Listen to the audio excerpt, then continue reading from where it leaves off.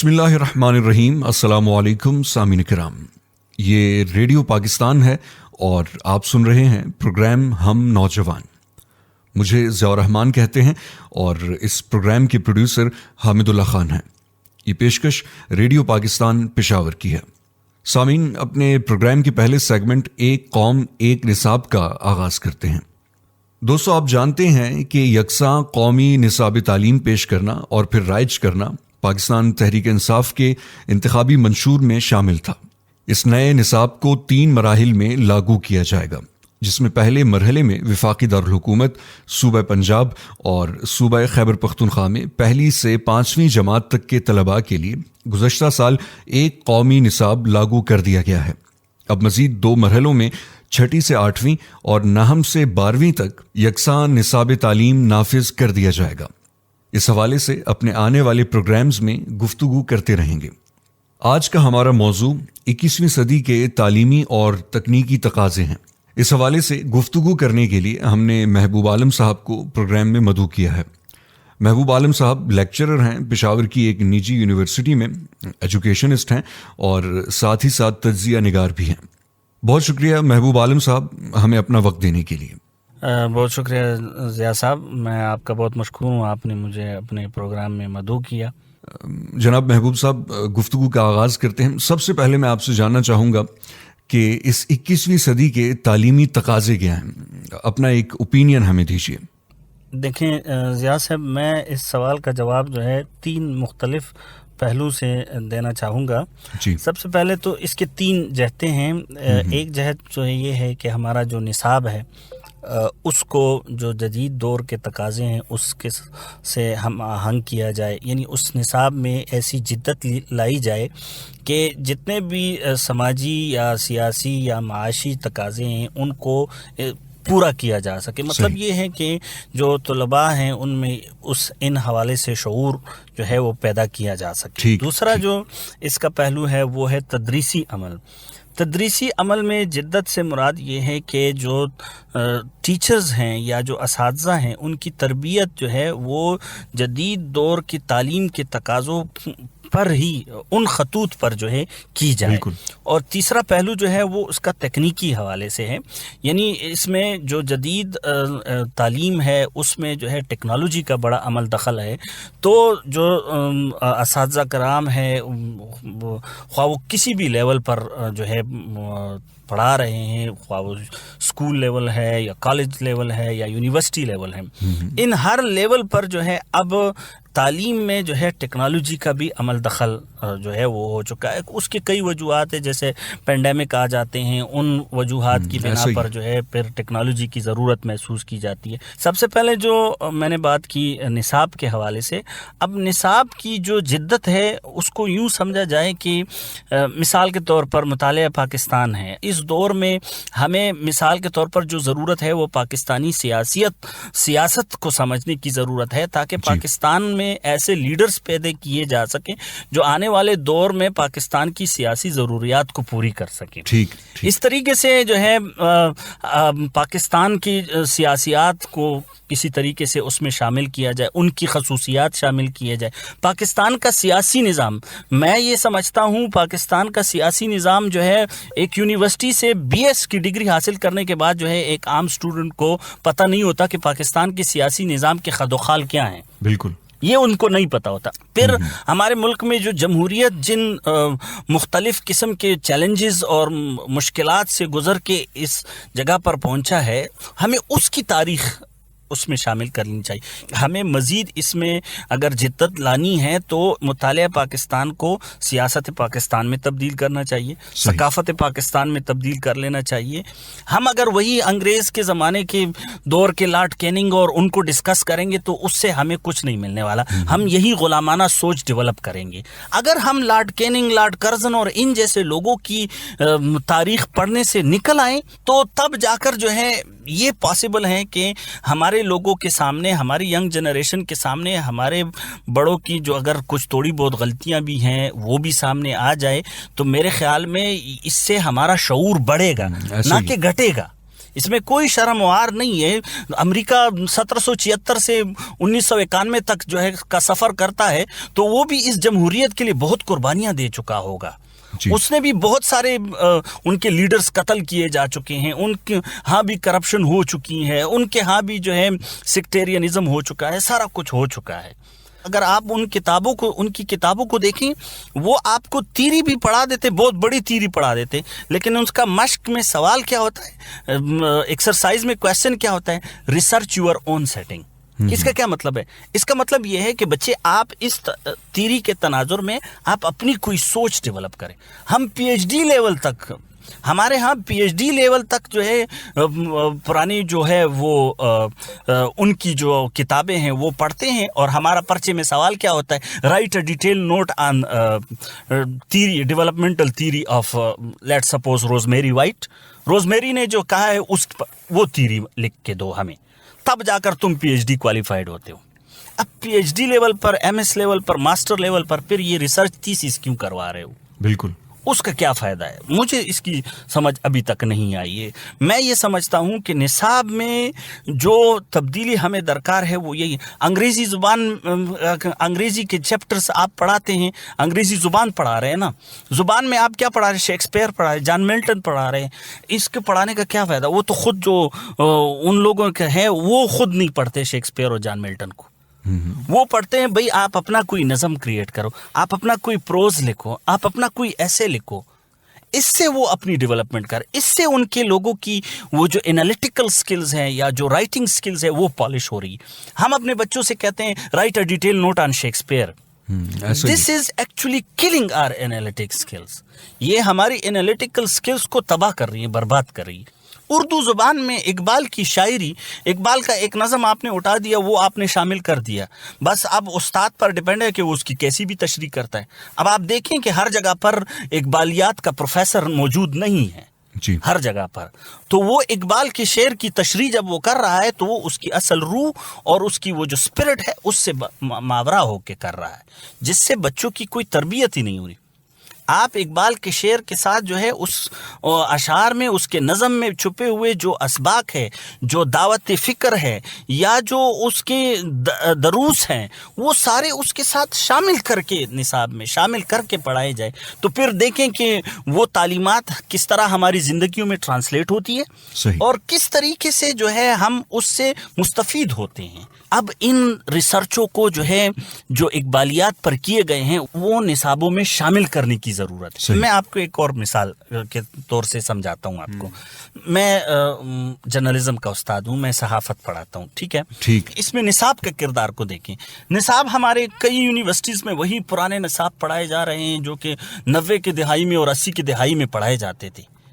اب اس سے دور جا چکا ہے. یونیورسٹیز میں کے جو صحافت کے حوالے سے جو نصاب ہوگا, وہ نصاب اگر ہم رابرٹ فراسٹ اور ان لوگوں کی پڑھائیں گے تو پھر ہمارے پاس ایسے ہی جرنلسٹ آئیں گے جو کہ پھر آپ کی انفارمیشن وار کو نہیں سمجھتے ہوں گے. یہ چیزیں پڑھائی جائیں گی. انفارمیشن وار کیا چیز ہے, اچھا پھر اس انفارمیشن وار کی جو لیئرز ہیں وہ کون کون سے ہیں, پھر یہ جو ہے اس میں نیوز ایجنسیز کا کیا کردار ہے, میڈیا موگلز کا کیا کردار ہے, کانگلومیریٹس کا کیا کردار ہے. یہ اچھا محبوب صاحب, 21ویں صدی کے تکنیکی تقاضے کیا ہیں؟ آپ کیا سمجھتے ہیں کیا ہونے چاہیے, اور پاکستان کو اس ضمن میں آپ کہاں دیکھتے ہیں, مزید کیا امپروومنٹس ہونی چاہیے؟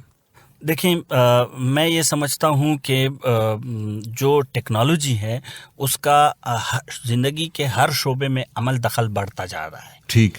تعلیم کے شعبے میں بھی جو ہے ٹیکنالوجی کا عمل دخل ہے, اور وہ جو ہے کئی جو ترقی یافتہ ریاستیں ہیں وہ اس پر جو ہے عبور بھی حاصل کر چکے ہیں اور اپنے استعمال میں بھی لا چکے ہیں, اور اس سے مستفید بھی ہو رہے ہیں, اس سے فوائد بھی حاصل کر رہے ہیں. میں سمجھتا ہوں کہ اب آپ دیکھیں کہ جو ملٹی میڈیا ٹائپ کی چیزیں ہیں ان کا بڑا عمل دخل آ چکا. اس نے ٹیچنگ کے عمل کو, درس تدریس کے عمل کو فیسیلیٹیٹ کیا ہوا ہے. پھر اس کے علاوہ اساتذہ کو بھی اس پر عبور حاصل کر لینا چاہیے. کس طریقے سے جو ہے زوم پہ کلاس لی جا سکتی ہیں, کس طریقے سے جو ہے وہ اپنے لیکچر کو ریکارڈ کر سکتے ہیں. ہم میرے خیال میں اینڈرائڈ فون ہر کسی کے پاس ہے, بآسانی اس سے اپنا لیکچر ریکارڈ کروا سکتے ہیں. اس کے علاوہ ویڈیو ایڈیٹنگ کا جو عمل ہے اس پر تھوڑی سی عبور ان کو حاصل ہو. تو یہ چیزیں جو ہیں میرے خیال میں اس زمن میں بہت زیادہ ضروری ہیں کہ اس کا خیال رکھا جائے اور اس کے لیے منصوبہ بندی کی جائے, تاکہ ہم جو آنے والے بین الاقوامی چیلنجز ہیں جس میں یہ کورونا جیسے چیلنجز آ جاتے ہیں, اس کے خدا نخواستہ اور کئی طرح کے چیلنجز آ سکتے ہیں, جس سے پھر تدریسی عمل جو ہے وہ جمود کا شکار ہو جائے گا. میں یہاں پر آرنلڈ ٹائنبی کا حوالہ دوں گا کہ آرنلڈ ٹائنبی کہتا ہے کہ وہ تہذیب جس نے آگے بڑھنا ہے اسے وقت کے تقاضوں اور بدلتے تقاضوں کا مقابلہ کرنا ہے, چیلنجز کا مقابلہ کرنا ہے. اگر وہ نہیں کر سکتا تو وہ تہذیب مٹ جاتی ہے. ٹھیک, بہت شکریہ محبوب عالم صاحب ہمیں اپنا قیمتی وقت دینے کے لیے.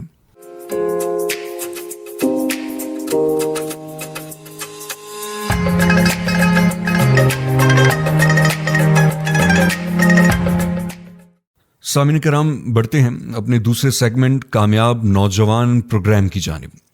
کامیاب نوجوان پروگرام حکومت کی طرف سے شروع کیا گیا ہے اور یہ ایک ایسا پروگرام ہے جس میں حکومت نوجوانوں کو سکل سکھانے سمیت منزل کی جانب صحیح راستوں کا تعین بھی کر کے دیتی ہے. سامعین کرام, میں چاہوں گا کہ اب تک کی جو اس پروگرام کے حوالے سے تفصیلات ہیں وہ بھی آپ کے ساتھ شیئر کروں. اب تک 5 ارب روپے کی لاگت سے 1 لاکھ سے زائد نوجوانوں کو روایتی اور جدید شعبوں میں سکلز فراہم کی جا چکی ہیں. کامیاب جوان سکلز اسکالرشپس کے تحت ملک بھر کے تقریباً 1000 اداروں میں مفت کورسز کے تیسرے بیچ کا آغاز ہو چکا ہے. اس حوالے سے تیسرے مرحلے میں 60,000 بچوں اور بچیوں کو خصوصاً جدید شعبوں میں کورسز فراہم کیے جائیں گے.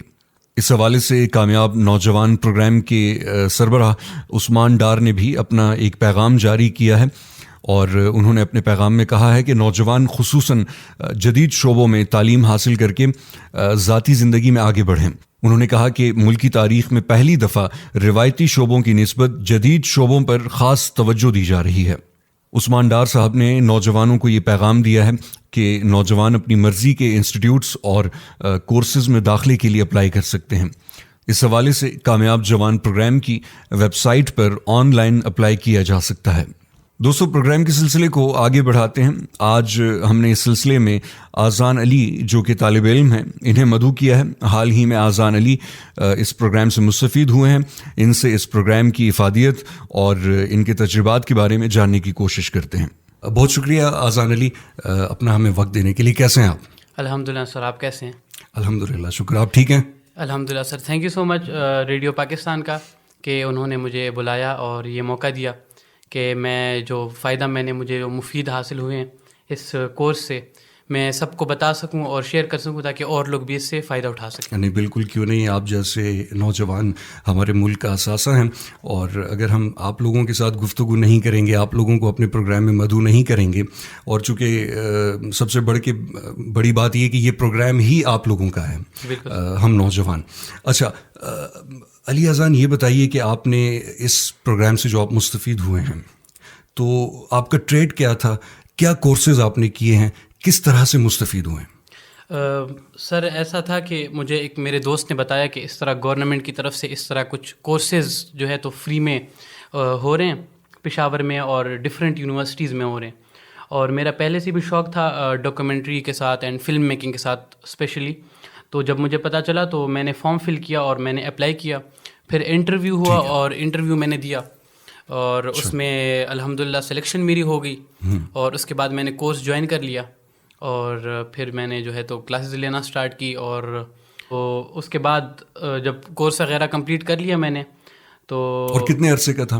6 months کا. اچھا جی. تو اس 6 months میں آپ لوگوں کو کیا سکھایا گیا؟ اس میں ہمیں کیمرہ بیسکس وغیرہ اور لائٹننگ جو ہوتی ہے, انڈور شوٹ کیسے ہوتا ہے, آؤٹ ڈور شوٹ کیسے ہوتا ہے, ڈاکومنٹری کیسے بنائی جاتی ہے, فلم کیسے بنائی جاتی ہے, ڈاکومنٹری میں فلم میکنگ میں کیا ڈفرینس ہے, اس بارے میں ہمیں بتایا گیا. اس کے بعد ہمیں جو ایکوپمنٹس یوز ہوتے ہیں اس کی یوزیج ہمیں بتائی گئی کہ اس میں فلم میکنگ میں کون سے ایکوپمنٹس یوز ہوتے ہیں, ڈاکومنٹری میکنگ میں کون سے ایکوپمنٹس یوز ہوتے ہیں, رولز کیا ہے اس کے بارے میں ہمیں بتایا گیا. اچھا جی سر, ٹھیک ہے. تو آپ کیا سمجھتے ہیں, آپ اس کورس سے, اس 6 مہینے میں جو آپ کو یہ کورس سکھایا گیا, آپ اس سے مطمئن ہیں؟ ٹیچرز کیسے تھے, پڑھائی کیسی تھی, پورا جو طریقہ کار تھا, ایک سسٹم تھا, وہ کیسا تھا؟ سر سب تو الحمدللہ بہت اچھا تھا, ٹیچر بھی اچھے تھے اینڈ ہمیں سیکھنے کو بھی اوبویسلی بہت کچھ ملا. اور لیکن یہ تھا کہ اگر فار ایگزامپل اس میں بہت ہائی ایکوپمنٹس ہو جاتے, جیسے سنیما کیمراز جو کہ بہت پروفیشنل ہے, جو کہ فلم میکنگ میں بہت زیادہ یوز ہوتے ہیں, جیسے کہ آپ نے سنا ہوگا ایرائی ہو گیا, ریڈ کیمرا ہو گیا, سنیما کیمراز جو ہیں بڑے, اگر وہ اس میں بچوں کو سکھائے جاتے تو ایک بہت ہائی لیول پہ یہ چیز ہو جاتی. اچھا, لیکن خیر وہ نہیں تھا, لیکن پھر بھی ہمیں سیکھنے کو بہت کچھ ملا اور اس سے ہم فائدہ ابھی اٹھا رہے ہیں. کس طرح سے فائدہ اٹھا رہے ہیں؟ سر میں نے جب یہ کورس کیا تو اس کے بعد میں نے اپنا پروڈکشن کا کام شروع کیا, اور ویڈیو ایڈیٹنگ میں نے اس سے سیکھی. ابھی ریسنٹلی میں نے کچھ میوزک ویڈیوز ڈائریکٹ کی پشتو کی. اچھا, کچھ 3 میوزک ویڈیوز میں نے ڈائریکٹ کی. تو یہ میرے لیے ایک بڑی اچیومنٹ تھی. اکیلے میں کی یا پوری ایک ٹیم کے ساتھ مل کر؟ نہیں سر, میں ایک 1 مین آرمی تھا, میرے ساتھ میرا ایک دوست تھا. اچھا, جو کہ میرے ساتھ تھا, جو میری ہیلپ کرتا تھا. اس کا نام میں مینشن کرنا چاہوں گا, ابو ہریرہ بٹ, جس نے میری ہیلپ کی, اور اس کے ساتھ میں تھا. تو ہم دونوں بندے تھے جسٹ, اور ہم دونوں نے جو ہے تو میں نے پوری جو ہے تو میوزک ویڈیوز ڈائریکٹ کی, اور اس نے میری بہت ہیلپ کی اس میں. ٹھیک ہے. اور باقی میں جنہوں نے کورس کے علاوہ جنہوں نے میری بہت ہیلپ کی اس چیز میں, تو ہمارے جو ٹیچرس تھے ان کا میں نام لینا چاہوں گا, مصطفیٰ احسن سر اور عروبہ خالد میم. انہوں نے بہت ہیلپ کی, مجھے بہت سکھایا, تو ان کا میں بہت تھینکس کرنا چاہوں گا. اچھا, اس پروگرام سے یعنی کہ جب آپ نے یہ 6 مہینے کا کورس کر لیا تو اب اس کے بعد آپ کو کوئی ایسی جاب بھی ملی ہے یا نہیں؟ سر جاب تو ایسی کچھ مجھے نہیں ملی, بٹ یہ ہے کہ میں اپنی کوشش کر رہا ہوں. مطلب ہم یہ کہہ سکتے ہیں کہ آپ کے سکلز جو ہے وہ امپروو ہوئے ہیں. جی, سکلز امپروو ہوئے ہیں سر, بٹ جاب کی کوئی مجھے ایسی کوئی وہ نہیں ملی. اچھا, اب آپ کی ایج کیا ہے, آپ اس کے علاوہ اور کیا کیا کرتے ہیں؟ میری 20 پڑھ کیا رہے ہیں, پڑھائی کیا کر رہے ہیں؟ 20 ایئرز ایج ہے میری. میں نے FSC کیے ہوئے میڈیکل میں. اچھا, اور ابھی میں اپنی یونیورسٹی میں ایڈمیشن کروں گا. میرا فیوچر میں میرا خیال ہے کہ میں DPT کروں, بٹ ساتھ میں نے یہ ہے کہ میرا ایک شوق ہے فلم میکنگ کے ساتھ, تو میں اس کو بھی جو ہے تو ساتھ میں لے کے چلوں گا انشاءاللہ. ٹھیک ہے. اچھا, یہ بتائیں کہ ہم چونکہ اپنے سامعین کے لیے ساری ڈیٹیلز, آپ کی ایکسپیرینسز ہم شیئر کریں تاکہ ہمارے سننے والے جو ہمارے جوان ہیں انہیں بھی پتہ چلے, تاکہ وہ بھی اس طرف, ان پروگرامز کی طرف آئیں. اس میں اور کس طرح کے پروگرامز ہیں, مختلف اور کس قسم کے کورسز آفر کیے جاتے ہیں اس کامیاب جوان پروگرام میں؟ ظاہر ہے آپ اس کا حصہ رہے ہیں. جی جی بالکل سر. تو ہمارے سننے والوں کے لیے ذرا بتائیے. سر اس میں بہت سے کورسز تھے, جیسے کہ گرافک ڈیزائننگ تھی, فیشن ڈیزائننگ تھی اس میں. اچھا. اور اس کے علاوہ یہ ڈاکومنٹری اینڈ فلم میکنگ جو کہ ہمارا کورس تھا. اس کے علاوہ CIT تھا, اور جو ہے تو 3D اینیمیشن, یہ جو ہیکنگ وغیرہ ہوتی ہے سر, یہ تھی اس میں. اور بہت ساری چیزیں تھی, اب وہ مجھے یاد نہیں, لیکن جو مجھے یاد تھی وہ میں نے مینشن کری. 3D اینڈ 2D اینیمیشن تھا, تو اس میں بہت سارے جو ہے تو اسٹوڈنٹس نے پارٹیسپیٹ کیا ہوا تھا, اور بہت کچھ لوگوں نے سیکھا اس میں سے, اور اس سے بہت کچھ لوگ جو ہے تو ابھی بھی کام کر رہے ہیں اس میں, کما رہے ہیں. فائیور پہ جو پلیٹ فارمز ہیں آن لائن, اس پہ جو ہے تو لوگوں کو سروس دے رہے ہیں اور کما رہے ہیں بہت اچھے سے. اچھا, آپ یہ کہنا چاہ رہے ہیں کہ ان کورسز کے بعد فائیور کی طرف لوگ گئے ہیں, بچے گئے ہیں؟ جی سر, کیونکہ آج کل جو ہے تو فائیور پہ بہت زیادہ ڈیمانڈ ہے, کیونکہ آج کل سب کچھ آپ کو پتہ ہے آن لائن چل رہا ہے. تو جو اسٹوڈنٹس ہوتے ہیں, تو جو مطلب ان کے پاس اسکلز ہوتی ہیں, تو وہ فائیور پہ اپنی اسکلز سیل کرتے ہیں. جو فارینرز ہوتے ہیں, ان کو اگر اپنا کوئی کام کروانا ہوتا ہے تو وہ فائیور پہ لوگوں کو ہائر کر کے اپنا کام کرواتے ہیں. اسپیشلی ویڈیو ایڈیٹنگ ہو گئی, گرافک ڈیزائننگ وغیرہ, تو اس کا بہت وہاں پہ اسکوپ ہے. ٹھیک ہے. یقیناً آپ کے ساتھ باقی بچے بھی ہوں گے, اس کورس میں شامل ہوں گے, تو کیا رد عمل ہے یا کیا رسپانس ہے باقی بچوں کا اس کورس کے حوالے سے, اس پروگرام کے حوالے سے؟ سر باقی بچے بھی بہت, انہوں نے بھی بہت اس سے بہت کچھ سیکھا.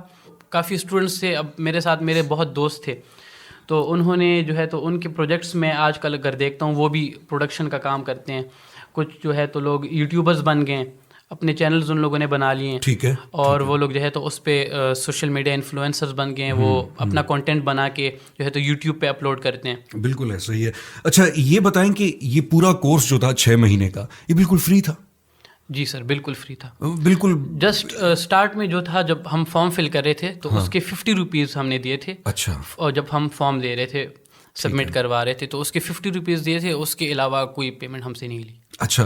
اور اب ایٹ دی اینڈ پھر اس کورس کے بعد آپ لوگوں کو کیا سرٹیفکیٹ دیا گیا ہے؟ کیا دیا گیا؟ جی سر ہمیں سرٹیفکیٹ. ایگزام بھی ہوا تھا آپ لوگوں کا؟ ایگزام ہوا تھا ہمارا اور اس کے بعد ہمیں جو ہے تو سرٹیفکیٹ ملے گا. اچھا ابھی سرٹیفکیٹ نہیں ملا. رزلٹ ہو گیا, سرٹیفکیٹ ابھی نہیں ملے گا. تو ابھی ملے گا انشاءاللہ فیوچر میں. ٹھیک ہے. آذان علی آپ کا بہت شکریہ. ہم امید کرتے ہیں کہ حکومت اسی طرح مزید بھی اچھے پروگرامز اور اسکیمیں نوجوانوں کے لیے لاتی رہے گی اور آپ لوگ مستفید ہوتے رہیں گے. میں شکر گزار ہوں ریڈیو پاکستان کا, یہ موقع دیا کہ لوگوں کو اس بارے میں پتہ چلے کہ اور لوگ اس سے فائدہ اٹھائیں. بہت شکریہ آپ. تھینک یو سو مچ سر.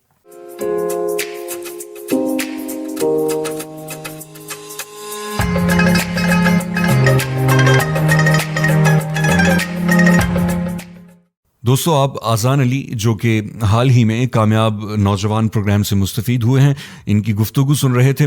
اب اپنے پروگرام کی تیسرے سلسلے جواں ہمت میں آپ کو خوش آمدید کہتے ہیں. اس سلسلے میں ہم آپ کی ملاقات ایسے جوانوں اور ایسی شخصیات سے کرواتے ہیں جو اپنے شعبے میں ایک خاص مقام اور حیثیت رکھتے ہیں.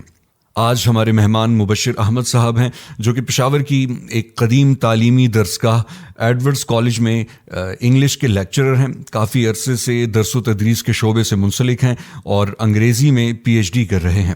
ان سے ان کی زندگی کے تجربات, تعلیم اور انگریزی کے حوالے سے گفتگو کریں گے. بہت شکریہ مبشر احمد پروگرام میں شرکت کے لیے. کیسے ہیں آپ؟ میں بالکل الحمدللہ. آپ کیسے ہیں؟ ٹھیک ہے. شکر الحمدللہ. شکر.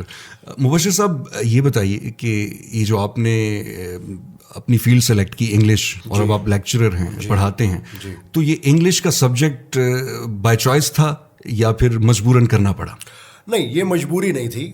اس وقت کے لحاظ سے اگر بات کی جائے تو جس وقت میں FSC کر رہا تھا میں سائنس کا اسٹوڈنٹ تھا, میں آرٹس کا اسٹوڈنٹ تھا بھی نہیں. اچھا. اور ہمارے گھر میں بھی اور اوور آل پاکستان میں یہ رجحان تھا کہ جو اسٹوڈنٹس تھے ان کو یہ بتایا جاتا تھا کہ اگر آپ نے جانا ہے تو یا میڈیکل کی طرف جانا ہے یا انجینئرنگ کی طرف جانا ہے.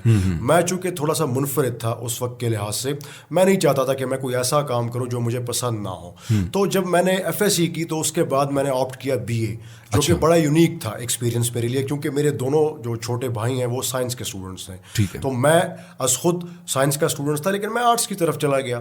تو آرٹس میں جب میں نے BA کیا تو اس وقت میں چاہتا تھا کہ میں آگے جا کے لاء پڑھوں, لیکن میں جب آگے بڑھا تو مجھے اندازہ ہوا کہ مجھے کوئی ایسی فیلڈ سلیکٹ کرنی چاہیے جس پہ مجھے اپرچونیٹیز ملیں, جا کے جاب مارکیٹ میں کمپیٹ کروں. تو اس لحاظ سے اس وقت کے مطابق انگلش ایک ایسا واحد سبجیکٹ تھا جو مجھے چننا پڑا اور اس میں ایکسل کر گیا.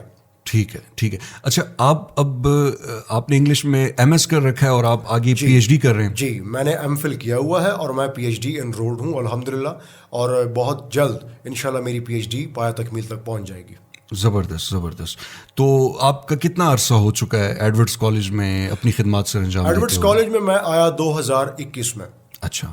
اس سے پہلے میں نے سرحد یونیورسٹی سے سٹارٹ لیا. اس وقت میری عمر 25 سال تھی. میں نے ماسٹرز کیا تھا فریش. اس کے بعد جب میں نے سرحد میں 3 سال جاب کی تو میری MPhil جب کمپلیٹ ہوئی ڈیورنگ دیٹ تو پھر میں چلا گیا نمل یونیورسٹی. وہاں پہ آلموسٹ 3 سال میں نے سرو کیا. پھر ایڈورڈز کالج میں نے اپلائی کیا اور وہاں پر میری اپوائنٹمنٹ ہو گئی تو انگلش ڈپارٹمنٹ میں. اب میں وہاں پر اپنی ڈیوٹی سر انجام دے رہا ہوں. جی ٹھیک ہے. تو یہ ٹوٹل آپ کا کتنا پروفیشنل کریئر بنتا ہے؟ میرا تقریباً 8 سال کا 8 سال کا کریئر بنتا ہے. اور ماشاءاللہ آپ کی عمر؟ میں 33 سال کا ہوں. میں نے سٹارٹ لیا تھا 25 سال کی عمر سے. زبردست. آپ کا تعارف انٹروڈکشن تو ہو گیا. میں آپ سے اب یہ جاننا چاہتا ہوں کہ ان 8 سالوں میں یہ آپ کا کیسا تجربہ رہا پڑھانے کا؟ اگر آنیسٹلی بات کی جائے تو بہترین تجربہ رہا. اچھا. میں کبھی بھی پروفیسر نہیں بننا چاہتا تھا. شروع سے ہی میرا کوئی رجحان نہیں تھا ٹیچنگ کی طرف سے. یہ تو بعد میں جب میں نے ماسٹرز شروع کیا تو وہاں پر مجھے اندازہ ہوا میرا زیادہ رجحان جرنلزم کی طرف تھا. اچھا. لیکن گریجولی جب میں آگے بڑھتا گیا تو مجھے اندازہ ہوا کہ مجھے یہ پروفیشن آپٹ کرنا چاہیے. جب میں یہاں پہ آیا تو میں نے ایکسپیرینس کیا کہ میری کافی لرننگ ہوئی. میں نے کافی کچھ سیکھا.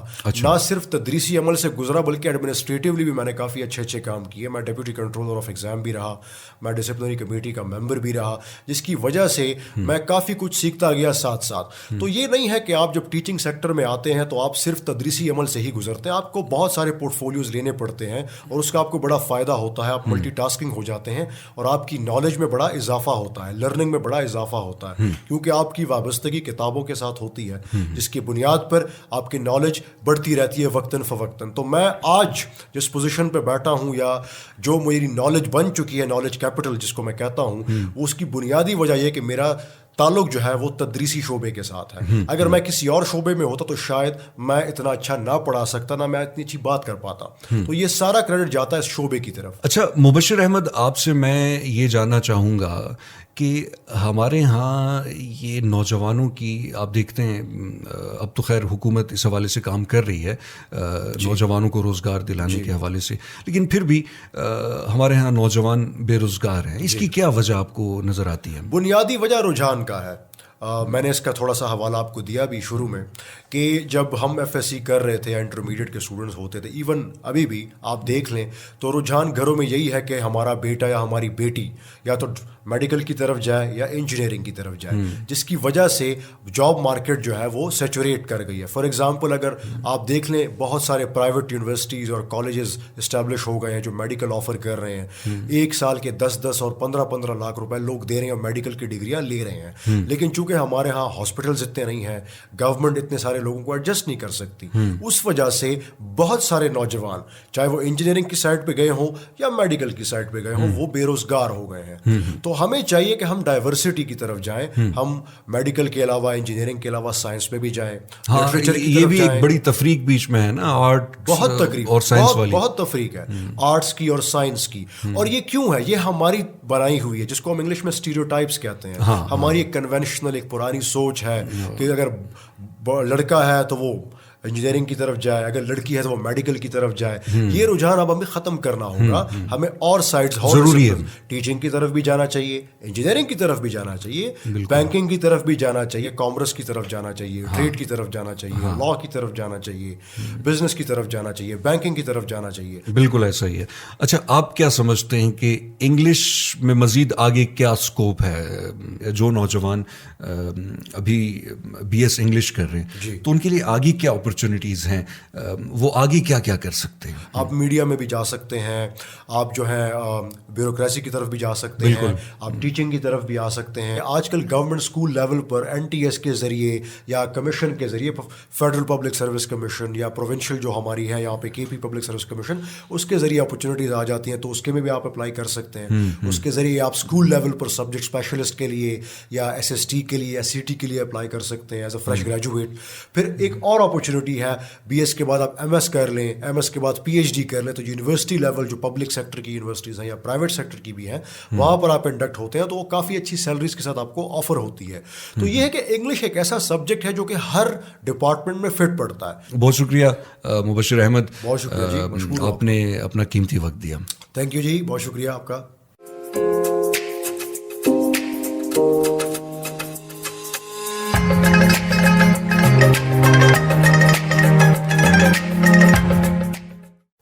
ساتھیوں, مبشر احمد کی گفتگو آپ نے سنی اور امید کرتے ہیں کہ آپ کو آج کا یہ پروگرام پسند آیا ہوگا.